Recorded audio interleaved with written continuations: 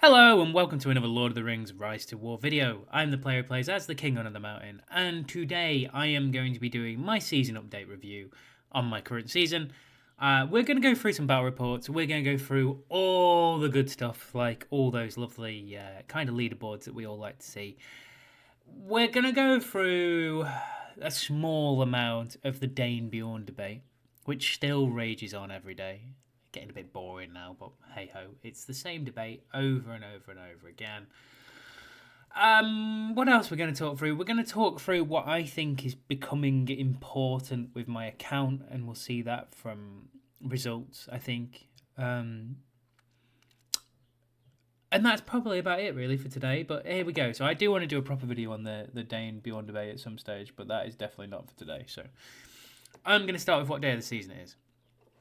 It is Seize Control. Chapter 9 is what we are on. We are on day 18 of the server. Roughly day 8 of war, I would probably say at this stage. Possibly day 9. And the map has changed, but we're going to go through... Well, we will go through the map, but not yet. We're going to go through the leaderboards first. So... Affluence-wise, I am at 16th. I think I was around there last time. Raven has refarmed Middle-earth. Mavius has joined him. I don't think I've seen Myth for 2 days, to be honest, so I'm guessing Myth has also gone and farmed Middle-earth. Yeah, so that's kind of where everything is at in that top 6 or 7. Good levels of affluence, I think, is probably the easiest way to say things on this server. I'm quite happy with my my level of affluence, if I'm being honest. It helps me run 5 troop queues, and that's really and truthfully...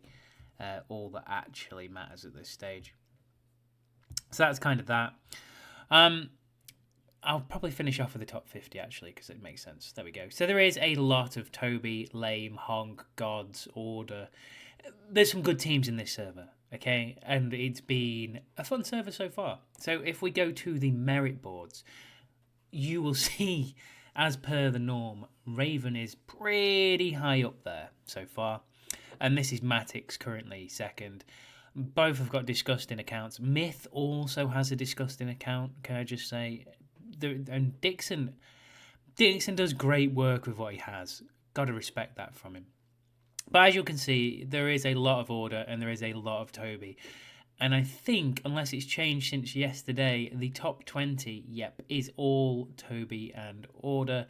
The first time you see someone else is number 26. Now... reason for this is because we've been fighting a lot of people, so spoiler alert. So that's kind of how it works in these scenarios.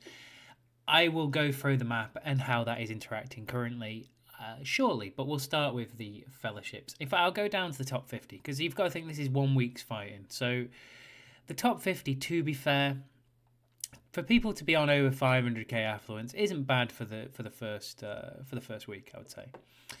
Anyway, if we perhaps we're fighting a little bit harder, the other teams may also have a little bit more also. So there we go. So affluence wise, we have us at 3.7. We have Bear at 3.7. I am in Order, by the way, this season, for people who haven't been watching, listening, whatever you want to call it. I am still in Toby. I will go through the story now. Toby and Order have joined as one team. I'm currently playing in the Order half of that team. Don't panic. I have not deserted Toby. I will be there until probably the end of the days, I would guess.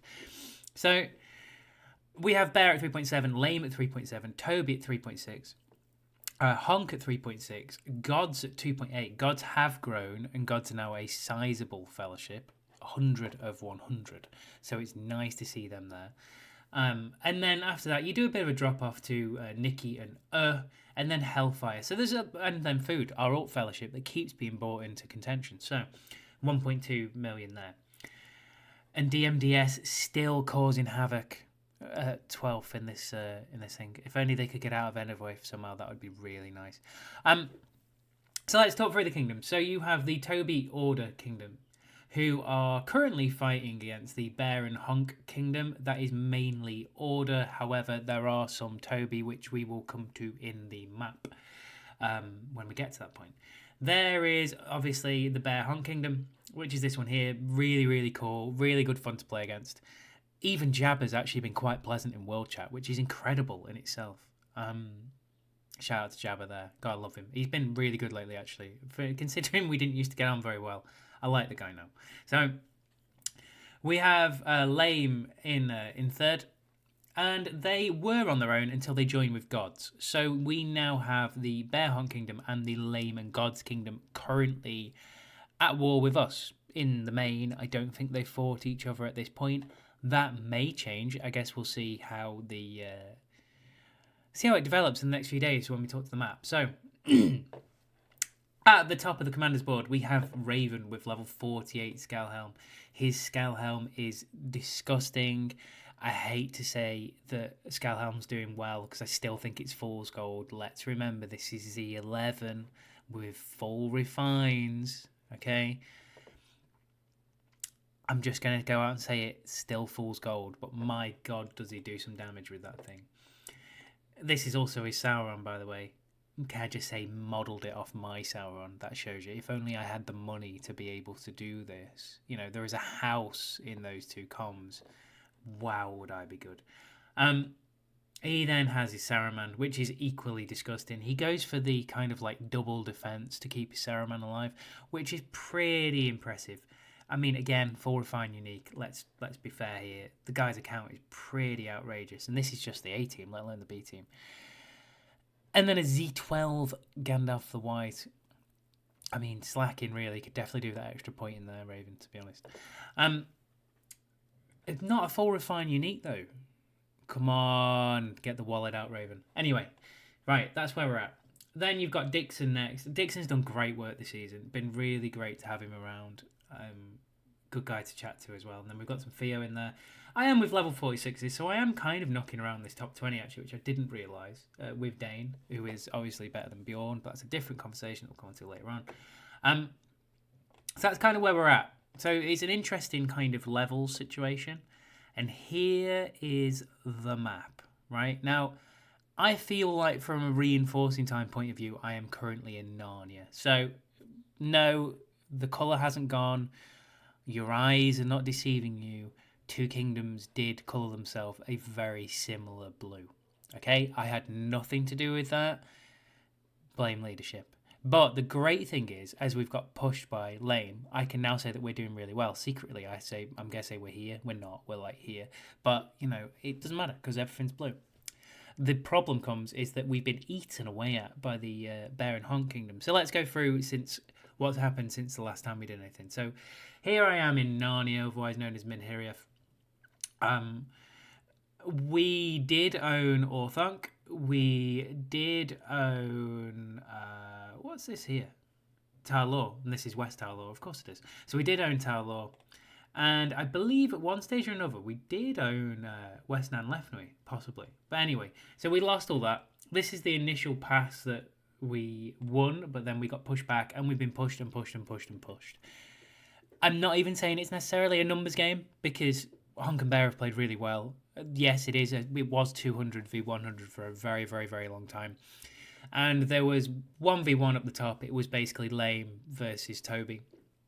And Toby were doing quite well. They were pushing Lame back, but we were getting absolutely pounded down here by Bear and Honk. So we kind of relocated up here to sort of get back. And then Toby have had to come down and send a squad of people to try and help here.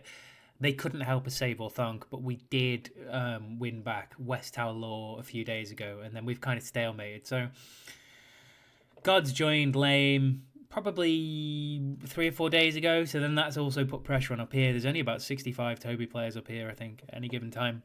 So it's quite interesting. And then food are kind of floating around in this middle bit here. There is a plan for them. I'm not quite sure what it is, but there's definitely a plan for them at some stage.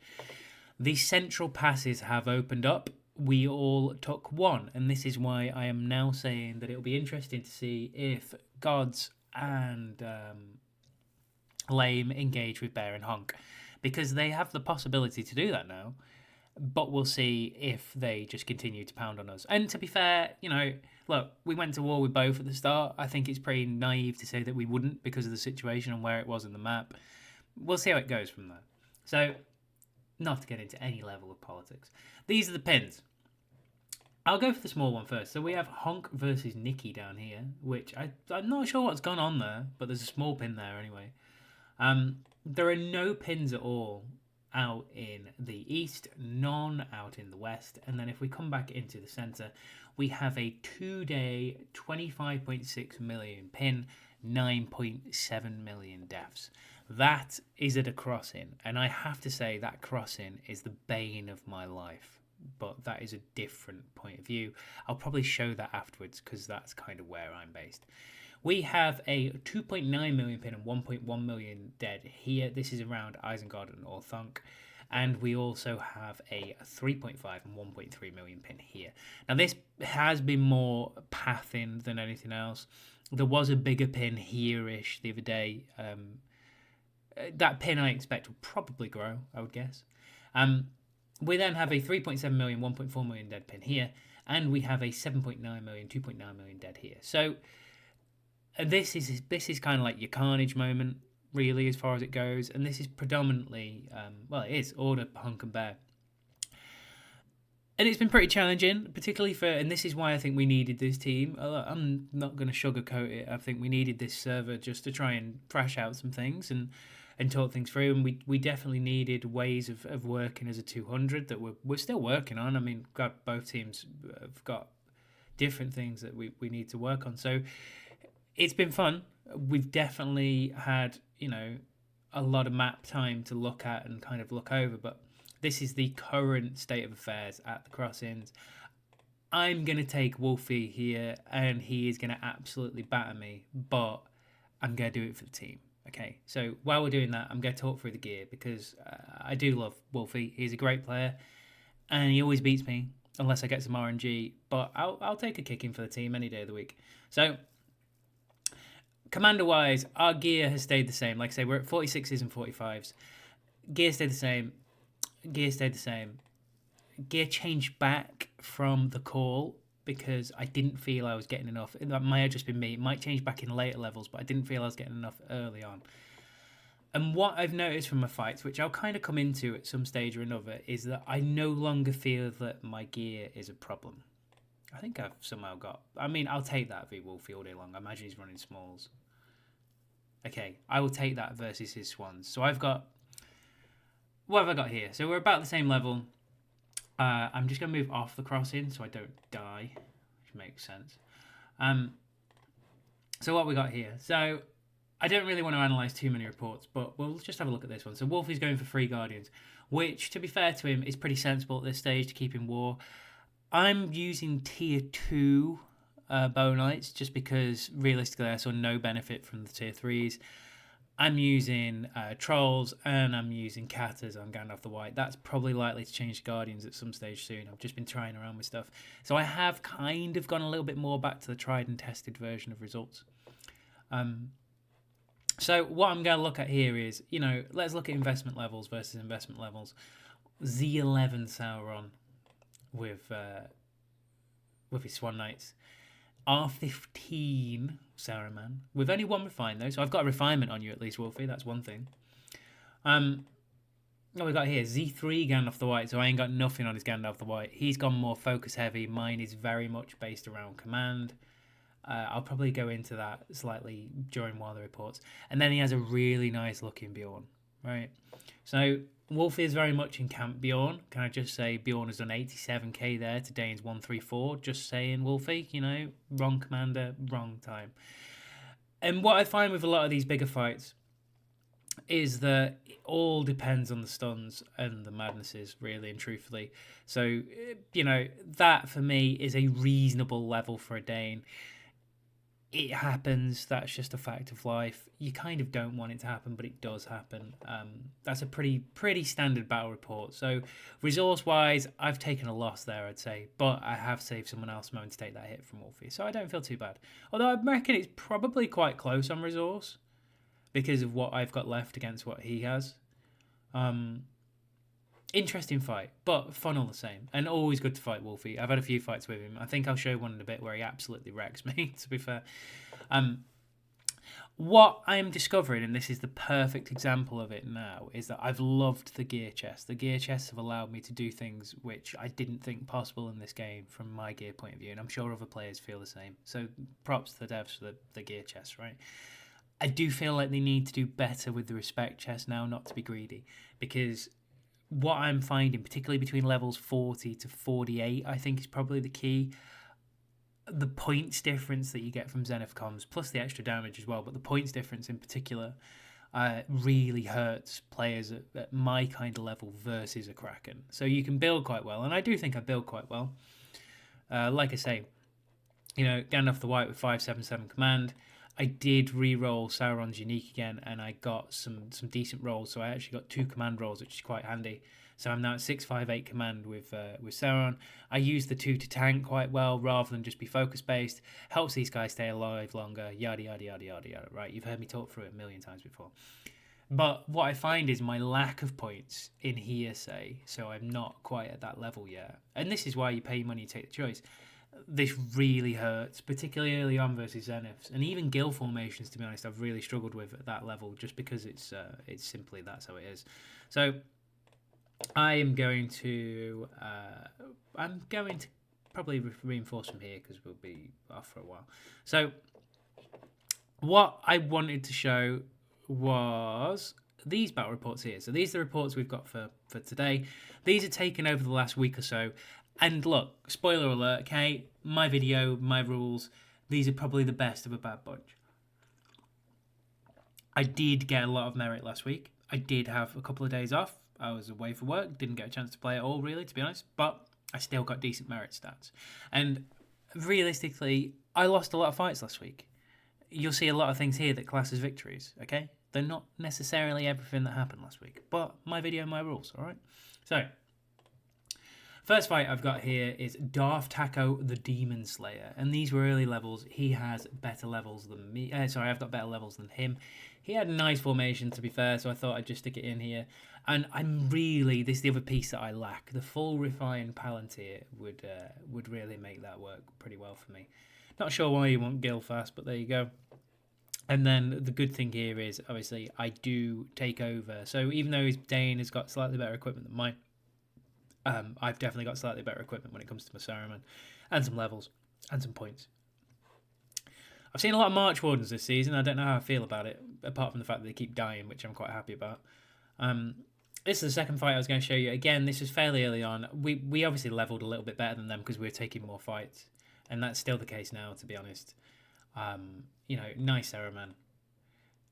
Nice Gandalf the White. To be fair, a lot similar to mine, to be honest. I like how people build it like that. I like to know that I'm vindicated in the way they build. And then there's a very, very nice Bjorn. These full refined Palantirs. What I will say at the time is I was using Shire Protectors. And I have to say, after using them for a while, unless I'm using sort of like a 3 support method with 1 DD, I don't like them. Because the amount of times they rolled onto my second DD and the second DD just melted, I didn't like it, so I kind of killed them faster than I probably should have done, and got around them. I liked this guy. I think this is a guy with slightly random formation. So I'd got a unit count here, okay? So fair enough. Really nice Saruman. This Gandalf the White, this is caused everyone problems, okay? So his 130 command on here. Full initiative set, so fair enough, he's quick, he's going to keep his White Council, which is good at 243 focus, but he's caused a lot of people problems with this kind of build.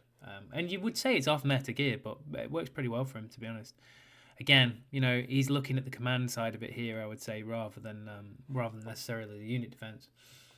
So he gets a little bit more troop damage out, but not a lot. And then he's got basically full refined gear pieces, is what I'm trying to say, in the right places. So fair play to him.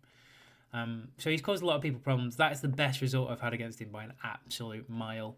I'm not going to lie. That is me just kind of putting that in there because I can. Next, Mavius, King Farmer of Middle-earth, right? Great fight for me. Very happy with this result. I don't really like the health bar anymore because it doesn't really show the full reflection of the fight, but I think this is actually Mavius's B team. Mavius, this is your A team. I apologise, but I don't think it is. But this is, he's got some sickeningly good gear.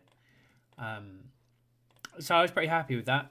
His A team I've done okay against, mainly due to the fact that I think, in fact, I'm not going to say that. I'm just going to say I've done all right, because otherwise that's giving him a hint, which I don't want to give until season end.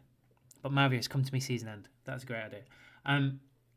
This was a fight v Wolfie a few days ago, and I got absolutely pinned. This is what I'm saying about it. We'd had one fight that was quite close.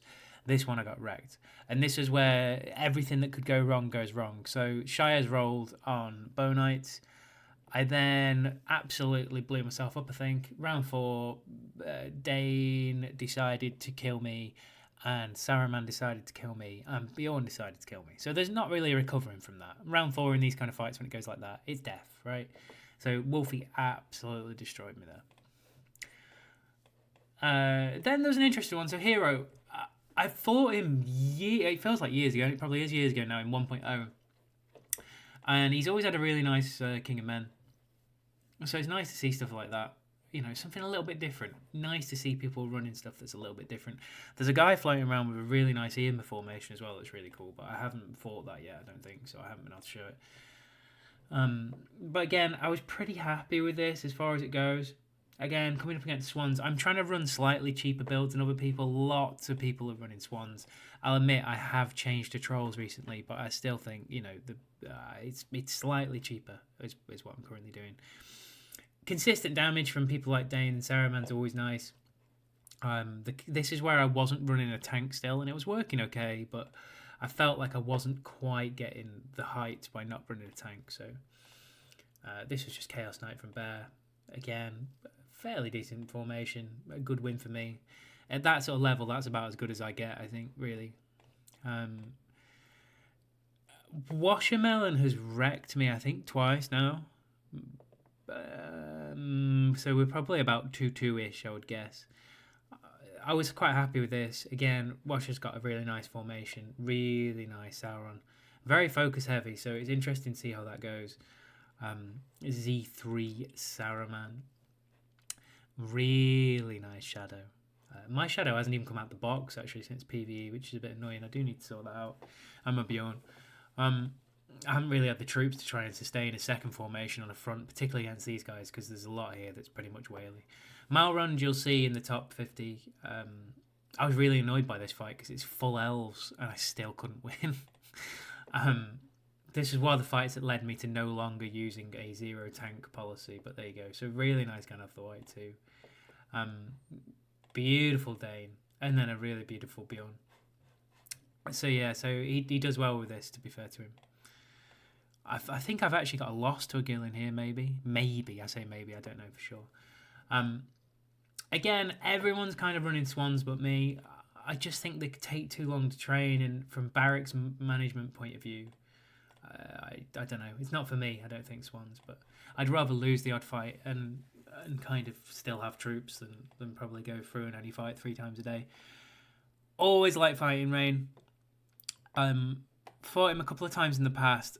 Really, really cool formation. And he uses Theoden. Gotta respect the guy for using his Theoden, right? Z7 Theoden. Z6 Sauron. Very focus heavy again, actually, to be fair. Really nice looking Dane. And a Scalehelm that I think he dropped a while ago, and now he's obviously bought back. So fair play to him. Really nice fight. Again, me running the T2s there, it's gone pretty well. So, I've got a sustainable barrack situation. Can't help but show a Jabba fight if you've got one. Jabba will get his... I believe he's swapping Sestaro out, actually, at the end of this season.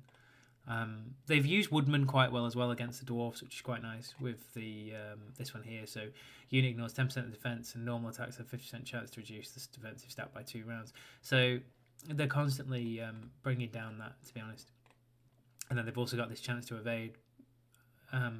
So they're an interesting unit, the Woodman. Not quite for me, because I'm not entirely sure that the defense and HP is good enough, shall we say, but they do a good job for them, to be fair, and they've done all right for them so far. So that's a fight with Jabba. I believe Shadow is coming in for Sestaro at season end. But there you go. I don't know how I feel about this because it's Gil, right? So, face value, my brain goes, ugh, Gil, horrible, right? Lost, Gil, ugh. But realistically, resource-wise, I'd say I've done okay there. Yes, I've got levels on him, but I mean, he's got a serious formation, right? Z13 Gil. Z13 Gandalf the White. Z3 Dane. And a R11 Shadow. Very focus-heavy Shadow, actually, there. Interesting. So there you go. So that's kind of I'm okay with it. I've settled that I'm okay with it. You know, consistent-ish damage from the 2 DDs against Bow Knights. This is where it's hard now to sort of work that out because of the way it kind of generates the damage. I was very happy with this one. Any fight versus Shady and you win is always a good one because you know that world chat stays quiet and you don't get some kind of RP farm boy style message thrown at you, right? Always nice to see Shady. I don't know what I'd do now without a season with him, to be perfectly honest, but that's a different thing.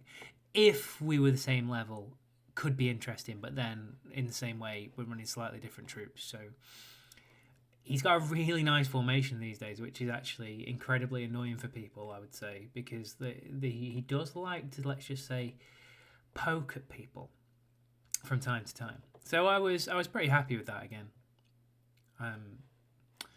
And then the draw, we did win the draw, to be fair. And then this was, I think, yesterday morning or this morning. Again, we've got levels. We had 2 fights. This was the first of the 2, and I did better in this one, hence I'm showing it. So there you go. Full refined Shadow unique and full refined King of Men unique. I mean, fair play, but yeah, 35k from King of Men. People moan about Dane's damage. Jesus Christ. So that was that one. And then we had this fight v Toxic, which again, the Toxic ones I've kind of struggled a little bit with the Merchants so far this season. So it's nice to get a decent result out of it. So that was kind of all the reports. And I only want to touch on it today because I think it's unfair to put it in a video like this that's already, I don't know, 20 minutes long or whatever, after I've slurped some coffee. So I just want to briefly touch on the Bjorn Dane debate, right? I've shown you a lot of reports there where I think the lowest number that Dane's got was probably about 90k. There's 100k there. So all these pretty much, you know, you're looking at 100, 96. There's a lot of damage there. 117. So I find my Dane quite consistent.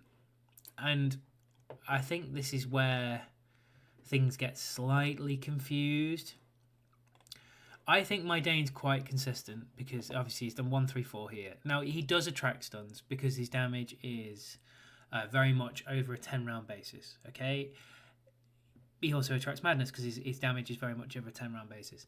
And I've been trying to have this argument for a little while whereby it's kind of you pay your money, you take your choice. So Bjorn will always go off. That's a fact. So Bjorn's skill tree, the one really that you're most interested in is the skin changer one. Now I don't know what he did in this fight, but I'll scroll down because it's quite a good example, right? 39.5k. So he does 39.5k in one skill in one round. Now that landing on you in round 4, no matter what you do, no matter what you say, you can't argue that skill's phenomenal. Okay? With it having this sort of crowd control element of having some madness in there as well, and then he gains stun and madness immunity, great. What annoys me about this skill is that if he's stunned, it goes off anyway, and I would assume that is because, not necessarily a coding issue, I don't think it's a coding issue, I think it's because it stacks pre-battle that it's going to happen, so he's not stunned when it stacks, so he goes through any stun, so if he gets stunned in round 3, doesn't matter to Bjorn, skin changer still happens in round 4. That is a massive benefit. And this skill is a huge weapon. I'm not denying this skill is a huge weapon, right? And if you've got 2 very high Z level comms, like a Z6 Beorn and a Z6 Saruman, you can pretty much kill most fights by round 5 with those 2. I'm not denying that, okay? I completely understand the point of view. My counter argument to it and why I prefer Dain to Bjorn is that I find Dane's ceiling damage is a lot higher. And I'm not saying Bjorn hits like paper in other rounds, but his other skills are relatively low. So you won't see very often anyway, a 190k fight from Bjorn. But you will see a 190k fight from Dane. Now, some of that likely is going to be towards his own army, not going to lie. But then you have a skill in Bjorn in Skin Changer that if you are maddened when that goes off, you've lost the fight instantly. And that's a fact. You might as well just go GG's, end of the fight. It doesn't happen that often, but it happens often enough. So I just find Dane the more consistent damage dealer, but I also understand you have to keep him alive to be able to get to that level of damage. And if you are doing the kind of damage that Bjorn could do in round 4, you're potentially not taking damage yourself. It's the whole thing like PvE. You get early damage in, and you kill the tile army, and then they're not hurting you. Kind of replaced heals. Same principle. Completely get it. I just think if you're going to build a formation where you have... This is why I basically run the 2-tank formation, so that the stuns are spread across 4 commanders more often, and the madness is spread across 4 commanders more often. I just feel it allows Dane to get through his work. These guys survive, they tank well. Realistically, if I had a ranged unit on him, it'd probably be perfect, but I'm just trying to be consistent with trying to get armies out, really, so I've switched to Guardians. I just think it's interesting to kind of look across the two. And if I'm going to go into skills like Durin's Blood, about 30% of the time this actually goes to 2 formations. It's not very often at all, to be honest, if you actually look through the reports. Probably about 30-35%. So even though this looks like a huge skill, the likelihood is you'll get 1 stun, which pushes this out to, if you're lucky, round 10. If you're not lucky, it goes out, so you only get 2 of them even if you survive 10 rounds. Yeah, it's frustrating because you're adding a lot here, but there's potential you're only hitting 1 formation for 700 a lot of the time. What I will say is his sub skills do hit harder than Bjorn's, right? And you do have a stun in here, which people I think tend to forget about this stun because everyone goes, "Oh, Bjorn's got madness." Well, yeah, he has, but also Dane's got a stun. So, 30% chance, 5 stuns. You're getting 2 stuns a match probably out of him. Ish. So yeah, I'm just saying, for me, particularly when people are dropping Z level Danes for kind of like R10 Bjorns, I don't get it. For me personally, all you have to do is build a formation. This is where everyone's different, right?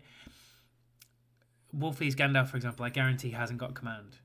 So there you go, right? His 257 command, he is built for early damage, and if I survive that early damage, I catch up in the fight because I've got 2 people here who are actually built to tank, whereas he's only got 1 person built to tank. It's different ways of getting the same damage output. Now, I know I'm showing a fight here where Dane's done 135 and Bjorn's done 87. RNG, anything could happen. But I tend to find with the build that I've got, I think I've had 4 fights all season. And bear in mind, I'm closing on 1 million merit now, where Dane's done less than 80,000. My Dane is no slouch, granted, but I think it's just the build that helps him.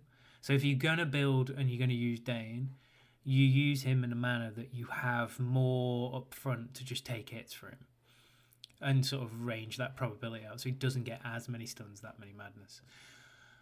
If you want to go, I want to kill you in 5 rounds, you probably go for these 2, okay? Or you go for a Shadow if you haven't got a Saruman, and you go for that early round damage and try and get through everything that you can.